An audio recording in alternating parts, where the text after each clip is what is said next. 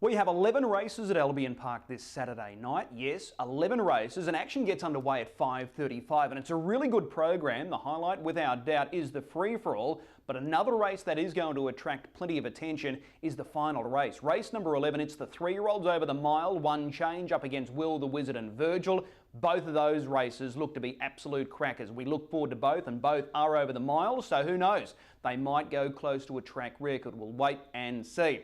But as I said, 11 races, 5:35. In this edition of Weekend Winners, we've got two of the very best here in Queensland joining us. Nathan Dawson, who's the reigning Metro Driver of the Year, and Pete McMullen, who's the reigning Queensland Driver of the Year. So these two guys have strong books, as you would expect, so there's plenty to talk to. Let's get into it. Let's talk with Nathan Dawson and Pete McMullen. Mr. Metro is about to join us now for a look at his drives at Albion Park on Saturday night. 11 races, and as you would expect, he's got a big book, Nathan Dawson. He's kind enough to join us. Nathan, appreciate the time. How are you, Chris? Good to be on. I'm really well. Let's talk about your drives here on Saturday night. Ali Ali Cayenne Race 1. This looks a race that's got a bit of depth, and she's facing a tricky draw. Do you give her any sort of hope here? She's probably going to need luck from the draw. She's not going too badly, but she'll probably have to have luck on her side. Okay, let's move to race 2. I'm a Sports Star. This guy is bursting to win a race. You sat behind him for the first time last week, and he was really good. How did you rate him last week? Yeah, no, he was good. I think this week he should be pretty hard to beat. We got the nice draw, so we got some options there, but yeah, he's probably one of the better chances tomorrow night. There looks to be pace to your inside. The Art of Infusion, Blue Moon Rising Gates 1 and 2, so how does this play out early? Yeah, I'm not really sure. We got pretty good gate speed, but hopefully we can come out and we'll sort ourselves out pretty quick. Yeah, it's only a matter of time before he strikes here at Albion Park. Yeah, that's right. His wind's not too far away, so hopefully it's tomorrow night. Okay, in race number 4, Always in Command. There's an early scratching here of My Master Craftsman, so you'll run from the inside of the second row. Looks a race that's got a bit of depth. How do you rate it? Yeah, he was first up after a little break last week, and he was really good. Probably would have preferred to be in 9. Got a few more options, but we'll follow through and see where we end up. Okay, race number 5, Squire is your drive. Gate number 5. Looks a winnable race. Draw could be a little tricky. How do you see it? Actually, I think he's got quite a good chance. He's got good gate speed, and we've got the front line, so out wide he seemed to get a little bit of momentum up, so we'll have a good look, and I think if we find the front he'll take a lot of catching. Other horses in that race that look to have really good chances, Clary, BG's Bandit and the Bus. Do you agree with that? Yeah, definitely. They're the ones to beat. All right, Squire, a good chance there in race number 5. Race 6, this looks a terrific drive on paper. Courageous Saint created a very good impression first up. Draws gate 1. Obviously this is probably a little stronger, but all you can do is win, and he did precisely that first up. Yeah, that's right. You couldn't ask for much more first up. You'd think it only improved from the run, so we got the right early, the right race. Hopefully we can do our best. Well, he showed good speed, winning first up. You've got the inside gate. Do you think you can hold up again from the inside draw? Yeah, I think so. The way he got out the other day was good, and we never really asked him, so I think if we ask him, he should be able to hold up pretty good. He gives the impression, this horse, that he's going to do a nice job here in Queensland. Yeah, definitely. I think he should go through his grades fairly quick. Okay, race number 7. Good drive here with Our Uncle Alan, gate 2. You've got a speedster on your inside with a Recipe for Dreaming, but Our Uncle Alan, he should prove very competitive here. Yeah, that's right. First time driving him, but his form looks pretty good. Nice draw for us. He seems pretty versatile, so hopefully we can come out and be in the first 4 would be great. You've seen plenty of Recipe for Dreaming. Is he the horse to beat from that draw over the mile? Yeah, I think so. He's got good gate speed, so he's probably one to beat. Okay, race 8. This race for the mares, and your drive here is Molly's Secret. She hasn't been far away. I think it's fair to say she's been improving this campaign. This probably looks a little tough on paper. Gate 3 makes it a little tricky as well. How does it play out in your mind? Yeah, she's going very well at the moment. She's improving each start. Gate 3 is a little tricky for us, especially with the ones inside us, but I think if she gets a nice trip, she shouldn't be too far away. Okay, it does look open, that race. Mademoiselle Jujon probably likely to be favourite, but never easy when you're drawn gate 7 over the mile. Yeah, that's right. That makes it tough, gate 7, but hopefully it helps our chances. All right, speaking of chances and likely favouritism, I think this guy is going to run the favourite. Street Appeal, last start winner. He draws the inside gate here tomorrow night. It's a mile. Gee, looks hard to beat on paper. Yeah, that's right. I've already got the word, only bad drive getting beat, so the pressure's on. But no, he looks like the winning chance in that race. In saying that, he does have that tendency to fire up when you ask him to leave the gate. So is that in the back of your mind when you look at this race tomorrow night? Yeah, that's probably his downfall, but being the mile definitely helps. But he's been really good of late with a bit of different gear, so touch wood, tomorrow night he's in his best behaviour. The other thing that stands out with Street Appeal, he's trained at Redcliffe, but he's got a poor record there, but he loves the bigger spaces here at Albion Park. Yeah, that's right. He much prefers it here, so luckily tomorrow night's here, and we'll do our best. All right, well, he looks the one on paper. Is that the one that you're going to nominate as your best drive, or are you going with Courageous Saint or something else? I think Street Appeal and Courageous Saint both even. They should be pretty hard to beat. All right, it's a solid book of drives there tomorrow night. Really appreciate the time. We'll see you trackside. No worries, thank you. Well, the leading driver in Queensland is Pete McMullen. He's had a wow of a season, and he's looking for that good form to continue because he's got a big book of drives coming through on this massive program at Albion Park. 11 races. Pete is down for 9 drives, and he joins us now. Pete, appreciate the time. No worries, Chris. We start with race 2. Rock and Roll Dude. He's probably likely to be fairly long odds here. He comes up with gate 4. It's a mile. He does have early speed. How do you rate his chances? Yeah, I think he'll, with a good gate, I think he'll be definitely an improver. He raced good there last week, and the start prior he just wasn't quite right. But I think he'll be a good improver this week. Okay, race number 3. This is the Open, and this promises to be a great contest. Your drive is May Wins Best. The obvious question first up: this race at a mile.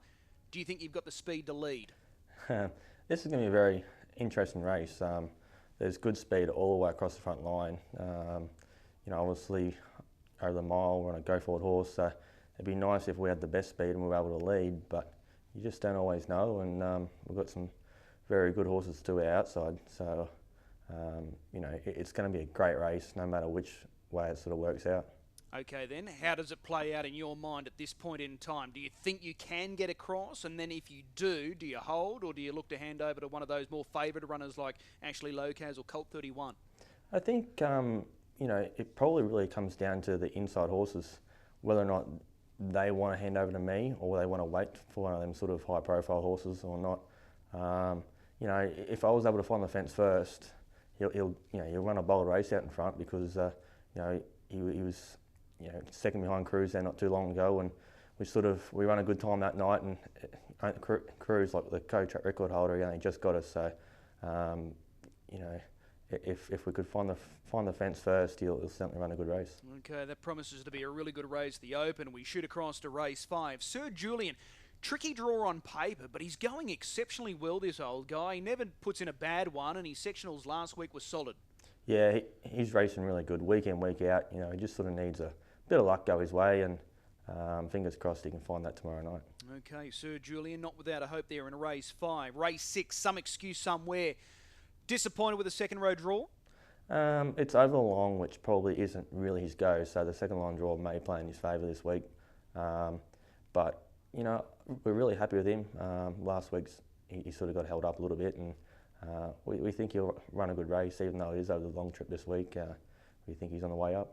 Okay, the key runners in this race, Courageous Saint look good scoring first up, much better draw as well here in gate 2. Do they look the stumbling blocks for Some Excuse Somewhere? Yeah, I think it just comes down to how the races run. If there's a genuine tempo and we can be close enough without doing a power of work, I think you'll find the line really strong. Okay. Race 7, you're driving Recipe for Dreaming. You know this guy. You've handled him plenty of times previously. Landsgate 1, it's a mile. Can he go all the way? Yeah, he's racing really well, this horse. His form doesn't necessarily sort of suggest that, but with the draw over the mile, I think it's a winnable race. So, fingers crossed everything works in our favour, and if it does, he'll be hard to beat. Is he one of those horses that just swells up when he's in front compared to when he's got a chase? Is he so much better when he's in front? Yes and no. He sort of swells up in the trail as well, but I think he's sort of happy just sort of running second or just sort of staying with him. He's not a horse that sort of wants to get out on his own and sort of run away from horses, which is probably the reason why he doesn't win all that often, but he still makes good money. Okay, race 8, this one for the mares. This mare's bursting to win an Albion Park quali for the mares races. We're talking about Mac Talk. Unfortunately, she's got a second row draw. How do you rate her chances? Yeah, once again, she's drawn horrible. You know, she is going really good, you know, and she just never gets a chance to sort of find the front, or when she does, it's against sort of superior opposition. But you know, this week drawn bad again, thanks to the ratings and the way the race is drawn. But if she can sort of get a nice trip or get some shortcuts, she'll certainly find the line good. Okay, here's another second row draw that you've got to contend with. The following race, race 9, Call Me Tomorrow. The upside with this guy, he's racing in very good form.